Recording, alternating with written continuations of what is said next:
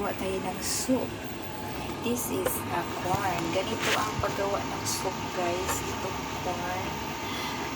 Ibalot mo muna dito sa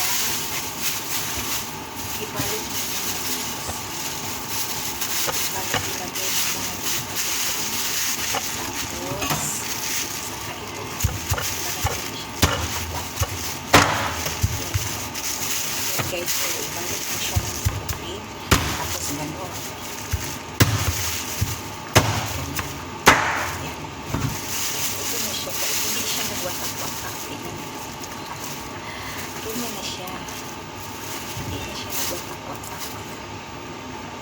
Gawa ito sa soup. Itong soup is soup. Ito na siya. Yung sabaw niya. Ibali ito. Ito na siya, guys. So, ito maganda ito sa health. Ito siya. Parang gamot-gamot sa Chinese yan. Ito daw ay dried ito na kasaba. Yung mulanghoy. Dried daw ito.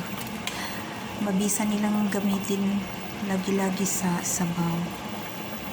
Maganda daw ito sa health. Pwede ito kainin pagkatapos kung masok na siya lalambot. At ito naman ang manok. Yan. At saka pork. Yan. Yung buto-buto ng ng pork. Yan lang, guys. Thank you. Thanks for watching.